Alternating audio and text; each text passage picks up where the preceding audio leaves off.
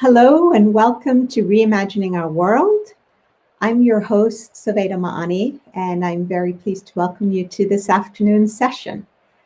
Last time we started talking about a really important topic, which was identifying an old, very dysfunctional habit that we have, the habit of essentially abdicating responsibility to discern truth for ourselves and instead swallowing wholesale information that is fed to us regardless of the reliability of the source. And then we went on to explain what the impact of this old habit was, the need for us to take responsibility for having had this old habit, acknowledge it, embrace the responsibility, and then choose to move on, having recognized that we are now collectively approaching the stage of our maturity. And so we need to develop new habits and a new way of thinking about things that actually fit this stage, current stage in our developmental process as a collective humanity. And we said that as we approach this stage of maturity, we have to be accorded, and we need to demand that we be accorded the respect of being allowed to understand the truth for ourselves without intermediaries, whether it's in the area of religion with clergy or talking heads on television or on the media who drown us in their opinions as though they were truth with a capital T. We then talked about some tools that are at our disposal. I'm not going to repeat them. For those of you who missed last session, I highly recommend that you go back and view that video. So there were 4 tools. And we said that today we were going to discuss 5 other factors that we need to be aware of, and we need to either do or avoid doing certain things. So what are they? The 5 factors. The first is this. If we're truly going to hone the skill of investigating truth for ourselves without preconceptions and biases, we need to be willing to step outside of our comfort zone. We need to step out of the spheres of influence and information that we're really all comfortable with. We hear a lot about this, but it's true. We all are part of various echo chambers and communities where the perspectives that we have are amplified and repeated back to us and basically confirm whatever biases we already had in the first place. So it's really time now that we step out of these comfort zones and actively seek to understand others whose opinions and truths, with a small t, differ from ours. We need to be curious about what their opinions are and to really try to understand their fears, their concerns, their hopes, and their aspirations. Humanity is facing some really critical problems that are rending apart our social fabric. If you just think about the country in which I live, which is the United States, and I know this is true for many other parts of the world, 2 very challenging issues that face us in this country are, first of all, the tremendous political polarization that we've seen, especially over the last several years. It's been building over time, and it's now basically reached its pitch. Both sides are entrenched in their positions, and neither side is willing to budge, and each side essentially judges negatively the views and the opinions of the other side. So if we want to heal this deep political rift between us, we need to step outside our comfort zone. That's one of the problems that we can address effectively using this new habit that we've been talking about. And the second problem is the problem of endemic racism, structural racism that is a true scourge in our community, and again has been corroding the social fabric of this society, as it has in other parts of the world. So in order to tackle these very difficult social issues, we can start by taking some really simple steps. I'm a big believer in taking small, practicable, simple steps. So the first thing that we can do is start actively identifying and reaching out to somebody who is on the other side of us in terms of their opinions and their perceptions, and inviting them into our homes, or into our kitchens, to sit and have heart-to-heart conversations. That is step one. In pandemic times, if you cannot invite people into your homes, then we can do this over Zoom. Have a Zoom invitation. And then once we sit down to have the conversations, a question that I really like to lead off with, that I've generally found very effective, is to ask the other person, what keeps you up at night? That's where you want to start, because there are things that are bugging everybody, things that are of deep concern to them. There are fears that motivate our beliefs and actions. And if we can start to identify what those fears and concerns are as a first step, then we can start to build bridges of understanding, followed by bridges of action. The third thing is, when we ask this question, the spirit in which we ask it has to be one of authentic curiosity and caring, a real desire to connect our heart with the heart of another human being. In other words, we have to dispense with judgment, which we all have in spades. It's very hard to come into these conversations without judgment, because we're so accustomed to having our own view and being attached to it.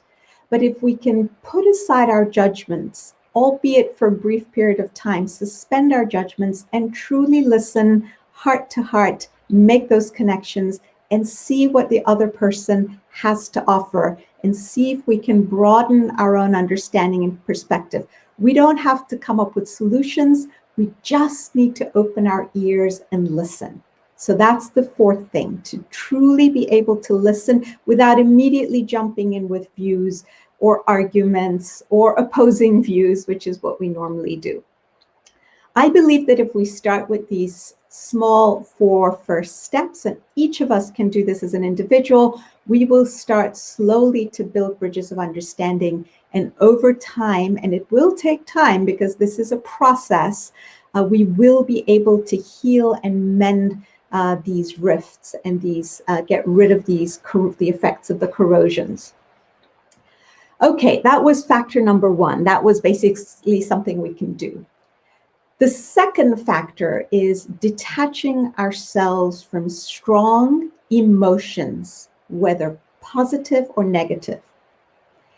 So here's the truth, folks. To dispassionately assess the truth, we have to practice detaching ourselves from our predisposition to either strongly like or dislike a person or their views.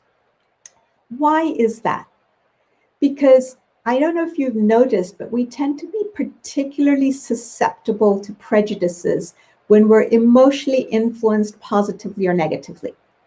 When we're strongly attached to a person we really like, or a group of people, and feel emotionally connected to them and what they represent to us, we often follow them without critically examining their character or what they're saying. Similarly, we're inclined to judge harshly when we strongly dislike or even hate an idea, a person, or a group of people, and we feel repelled by them. Now, we see this factor at play at all levels of human interaction. I know in talking to a lot of students, very often their approach to a class, whether it's in high school or university, is, oh, do I like this professor or not? Does the professor seem to like me? And on the basis of how I feel about the professor, or how I think they feel about me, then I will work hard for them, or I will just blow off the course. This is a human tendency to start off with emotions. Do I like this person? Do I like this group or not? We also see this at the racial and ethnic level. I see this a lot with communities, ethnic communities. So I'm from Persian background, and I find that Persians, like all other groups, tend to stick together. So if a Persian is accused of doing something wrong, the initial tendency, especially when you're outside your own country, is to jump to their defense and assume that because they are of the same background as you, same nationality, that they're basically good people and we can trust them and they couldn't possibly have done any wrong. And the same happens across racial groups, and it happens across nations, and it happens in international relations. So one of the things that one finds very striking, for instance, let's take the concept of nuclear proliferation. You know, there are a whole bunch of countries in the world that have intentionally flouted and broken the rules of international law with respect to the creation of illegal nuclear weapons programs. However, the international community's response and various countries' responses to these different nations have been very different, even though the breaches, the behavior has been the same bad behavior, the same illegal behavior. And basically, the tendency is if we like the country and we generally have good relations with them and we trust them, then we're likely to want to give them a pass or maybe give them a slap on the wrist. But if we don't trust a country and we actively dislike it, and they're very different from us in many different respects, then we really want to punish them very harshly. You know, with sanctions and all other kinds of punishments. So there's a level of unfairness that automatically kicks in because the reactions and responses and punishments to the same breaches are different depending on who the offending party is. So once we're aware of these predispositions, based on emotional biases essentially that we have, as soon as we're aware that this is a factor, then we can start paying attention and we can start to question ourselves and start to kind of stand back from ourselves and observe ourselves when we enter into interactions with people. Say, isn't that interesting? I notice I've got this gut reaction to what this person is saying or doing.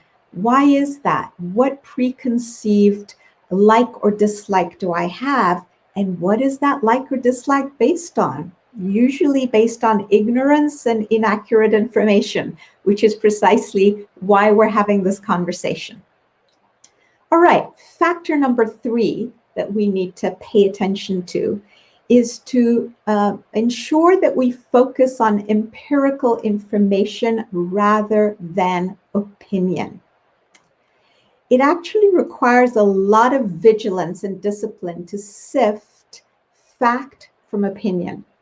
And it's particularly difficult in today's world where we're so immersed in a media culture that is dominated by gossip that seeks to build up and tear down individuals and systems and parties and groups and nationalities through hearsay and idle chatter. What we really need to start insist that happens is that our media changes its culture.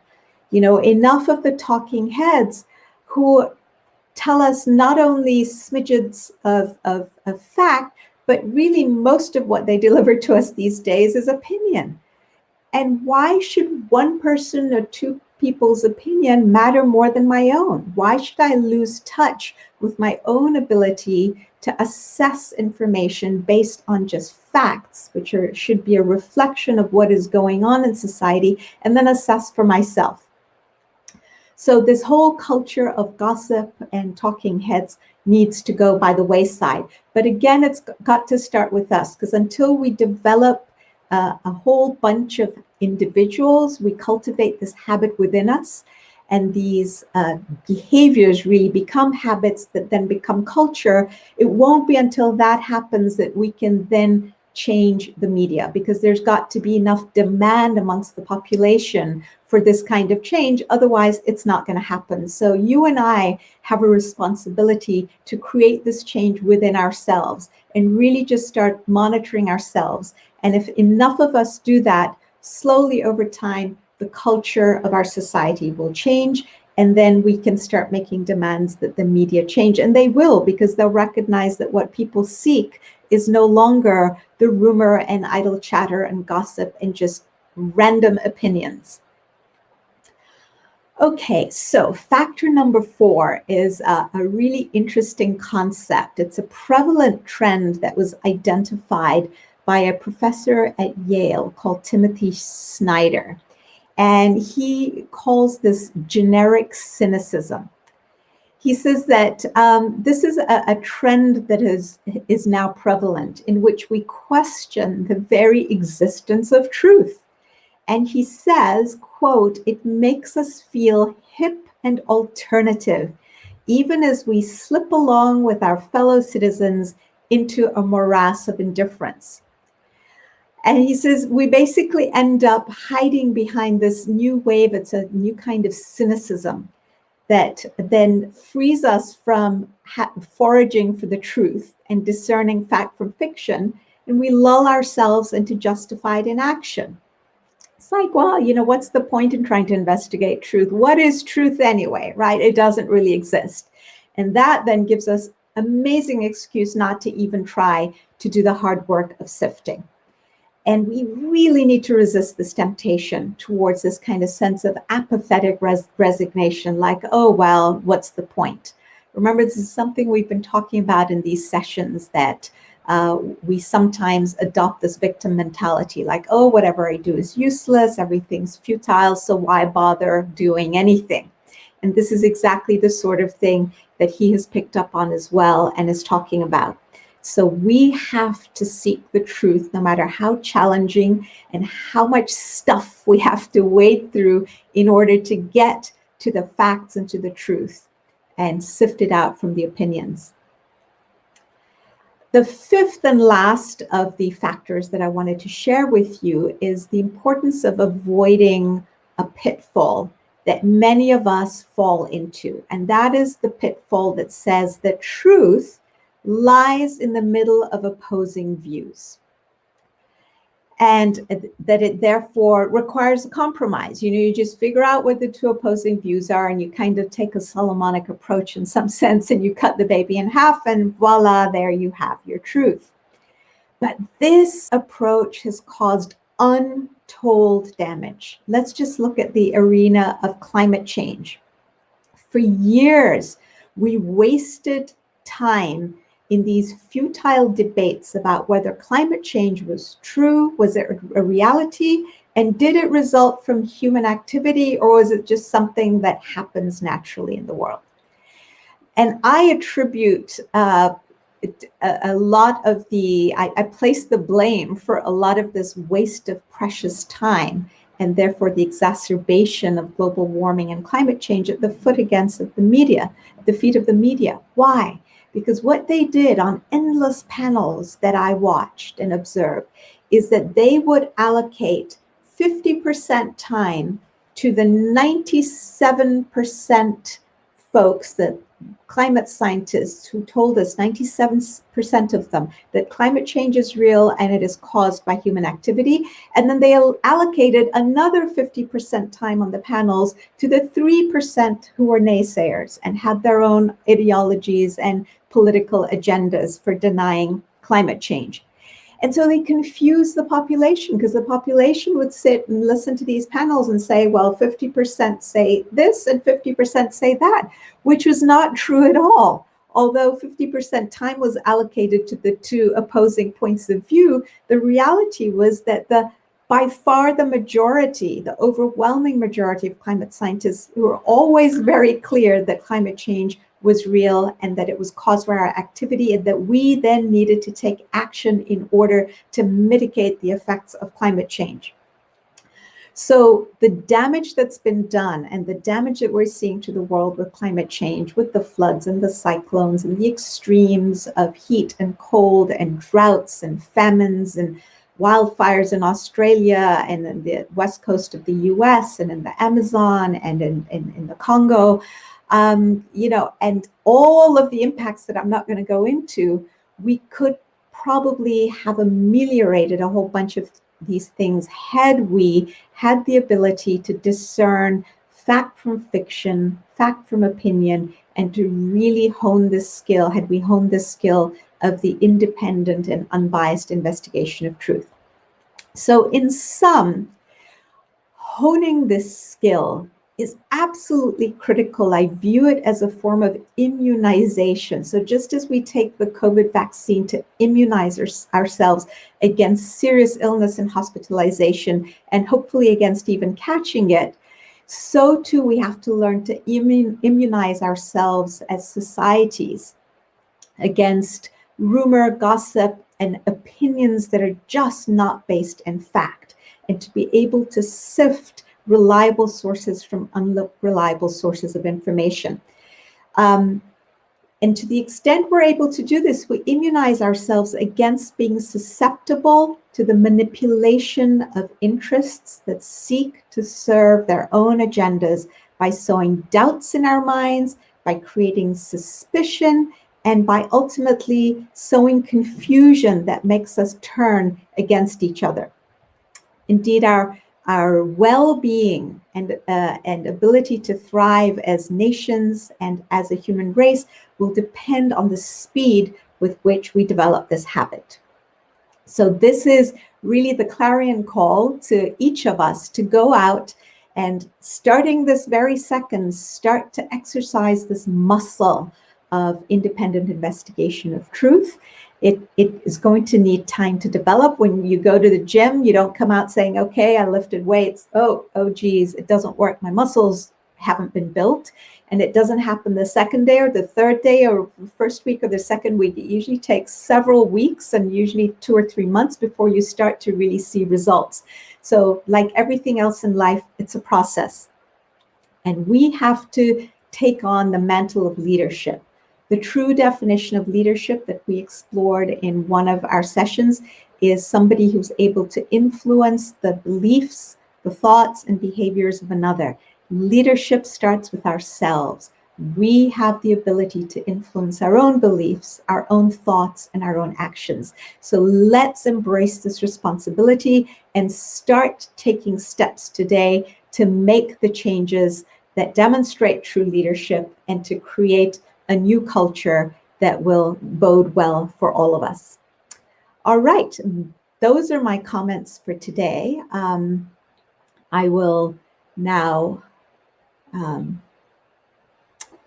turn to see if there are any comments. I don't see anything. I don't see any comments, which is fine. If you like the kinds of materials that we're covering, including what we just covered today and the last 2 sessions, please consider picking up a copy of The Alchemy of Peace, which is my latest book, 6 Essential Shifts in Mindsets and Habits to Achieve World Peace. It's available worldwide on Amazon.com. And also consider subscribing for free to our YouTube channel, the CPGG Center for Peace and Global Governance channel, so that we can get the word out and get more people starting to join in these conversations and to create these necessary shifts. All right. Well, I will bid you goodbye for now, and I look forward to seeing you at the same time, 4 p.m. next Saturday, for our next interesting and stimulating conversation. Take care. Bye-bye.